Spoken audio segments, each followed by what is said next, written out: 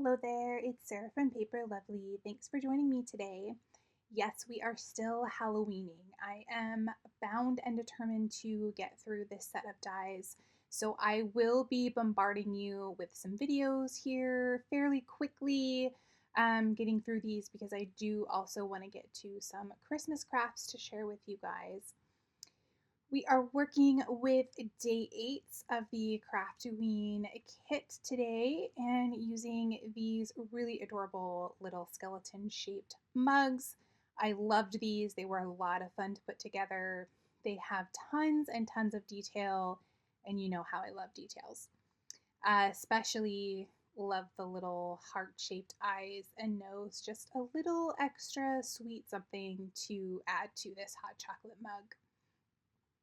So I did give you a pretty detailed look on the Just the Cuts video on how to put everything together, but I always like to include at least one more of them here in case you missed that video. Putting together our 2 layers for the straw here. Fairly simple to put together. And I'm just laying everything out. I'm using a little bit of a different colorway. I was really kind of feeling some blues and some pinky purples. So I pulled out those, and then I decided for Halloween I need a little bit more of the traditional colors. So I will add in some orange and some sort of Halloween bright green to kind of round things out a bit, but kept mostly in a pink, blue, purple color wave for this card. Layering everything there in my mug of hot cocoa, and then I will top it off with this pile of mini marshmallows.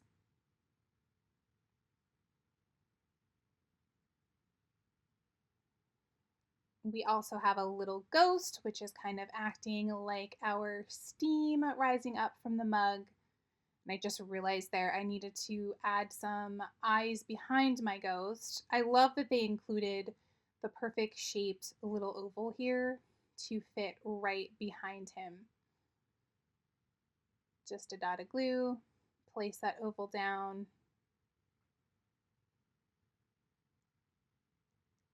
And then one more dot of glue, and I'm going to place him right on top of my gravestone.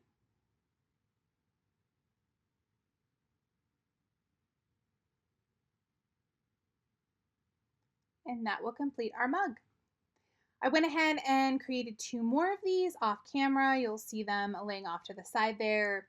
And then I wanted a background with some texture. I picked up this web embossing folder off of Amazon. I'm not sure of the brand offhand, but I will try and link it for you if it's still available. It is very, very 3D.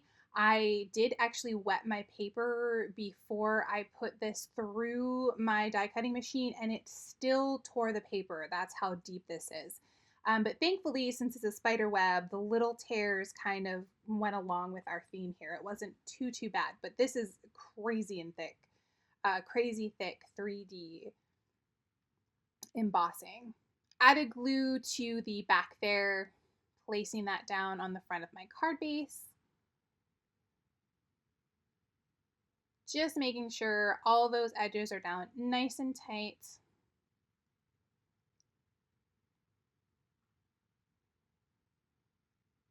And now I'm going to lay out my mugs. So I knew I wanted this navy to be my focal point. I'm going to add some pop dots behind here. And I will do that for all 3 of these. I'm also going to grab in my foam strips, and I will curve those around the handle of my mugs as well. Those come in really handy for thin kind of things just like this.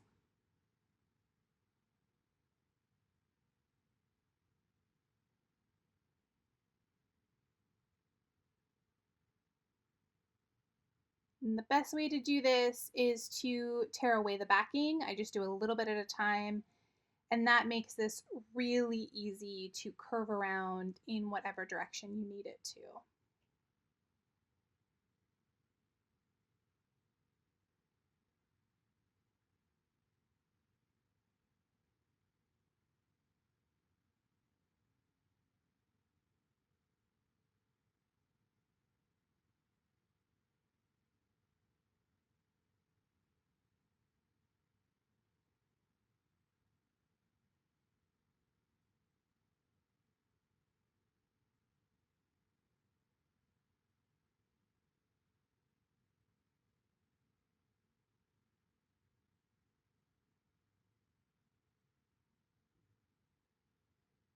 All right, now we've got all three of these ready to go, and I'm gonna lay them out here on my card front. I'm a little bit finicky with this. I want to be able to see the majority of these cups, but I also want it to look cohesive and have them overlapping one another at least a little bit. So I kind of mess around with this and move things around a bit. And then once I have my idea planned out here, I'm going to peel away the backing and press everything into place.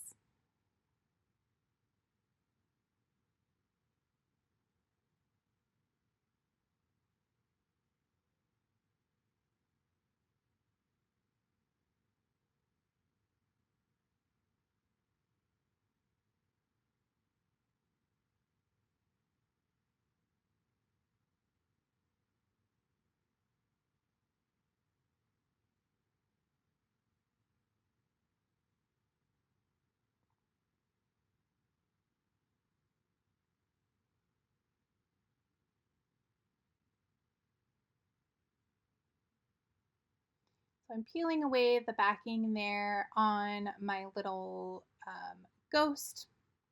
I messed with him a little bit, and I don't know if you can tell very well on the video, but he did get a crease in him because of me kind of moving him around. I'm going to show you later how I fixed that. But I've got these other two ghosties to add first, adding some pop dots behind them, and just laying out where I want everything to go. I will eventually move this top ghost on our pink cup down. And I did that after I had finished creating the card. I was looking at it later and it was just up a little too high. I wanted to try and keep it within the border. And it was just almost touching the top of the fold of my card. So I do go back and just peel that off and then replace it slightly lower.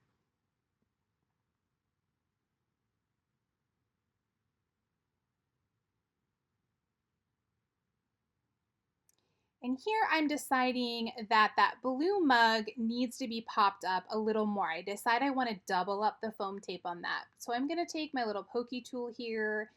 Just going to roll that behind my mug. And this can help to keep it from bending too much. You will see that I eventually bring in my scissors because my Pop Dots are just stuck down too tight. So I'm just going to trim that. I'll peel away that little bit that's left there. And then I'm going to do a double layer of all of my foam back behind this blue mug that's in the front.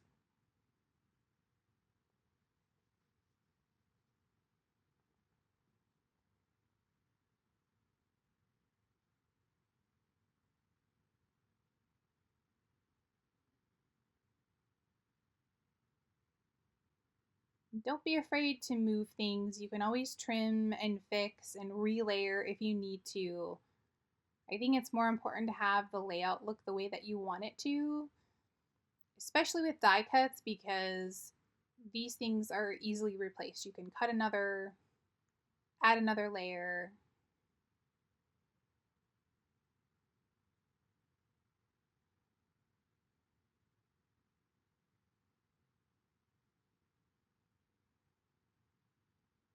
All right, now we're gonna lay that down, make sure it looks how I want it to, and yes, that's looking much better. Our layers make more sense.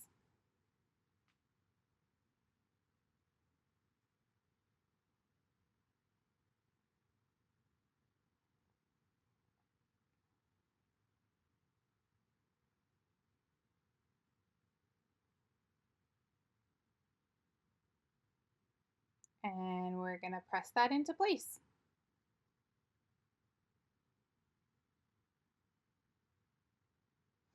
Now, I'm giving you a look there at how my ghost was creased a little bit when I moved things around there. So what I'm going to do to fix that is just add a new layer on top of my ghost here. There, I'm changing my foam dots a little bit, kind of rearranging those so they lay a little bit better.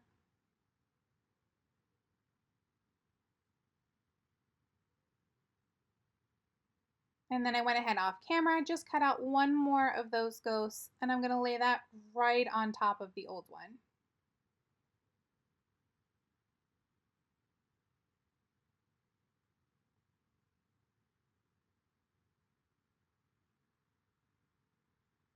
All right, so to finish up the inside of our card, I went with the sentiment, Cheers to Spooky Sips. And I'm going to stamp that out in blue. This is Lawn Fawn Deep Sea Ink. I had a little extra ghost here. Put some art glitter glue behind there. I'm going to pop him up towards the top of my sentiment. We'll, of course, add some HEG to the back and then press that into place on the inside of our card base.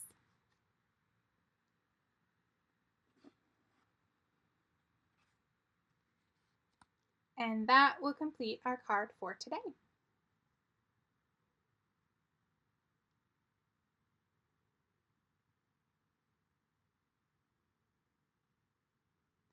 Here are a few close-ups of the finished card. In the description box below, you'll find my blog post, which has additional photos and links to the supplies I've used. If you enjoyed the video, please leave me a comment or a thumbs up and subscribe for more. Thanks again for watching, and I'll see you in the next video.